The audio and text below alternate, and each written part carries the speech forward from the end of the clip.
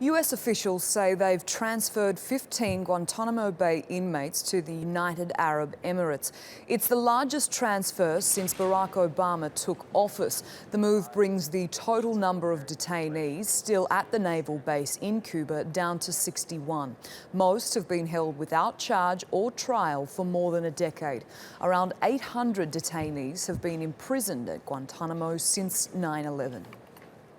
For more, we're joined by Colin Campbell in Washington, D.C. Colin, good to see you. Guantanamo Bay and closing it down is something that President Barack Obama's been talking about before he even took office in 2008. Why the timing of this now? Well, this is something that, again, he really wants to do before the end of his term. He's been trying to do it for several years now, like he said, even before he ran for office. And then once he became president, he said this was the first things that he wanted to do in his first 100 days in office. He had set out a very ambitious agenda. And closing down Guantanamo Bay prison was one of the things mentioned that he wanted to do as part of that 100 days, or at least as he got into office. Well, now those days of his remaining time in office are numbered. And so he's working at a fever pitch to try to fulfill this part of his pledge.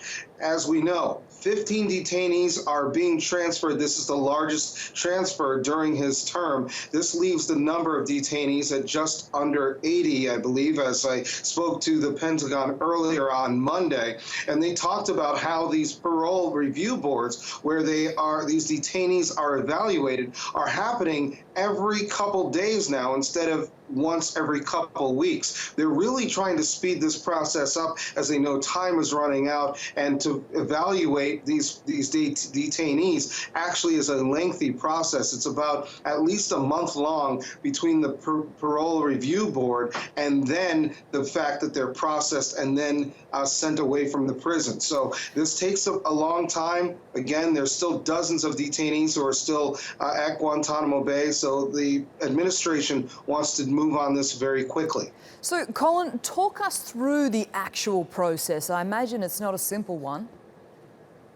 No, it's not. It's a board of parole. It's the detainees who are evaluated by attorneys, U.S. officials, and others who look at the potential danger that these suspected terrorists would have to U.S. national security. They look at their background. They look at who they may have had affiliations with. They look at what their specialties are, if they were potential bomb makers, or if they were experts in chemicals, or if they were leaders in whatever they were trying to do. They look at all of this background information, they compile it, and then when these U.S. officials confer with attorneys and others, they evaluate whether or not this detainee can be removed.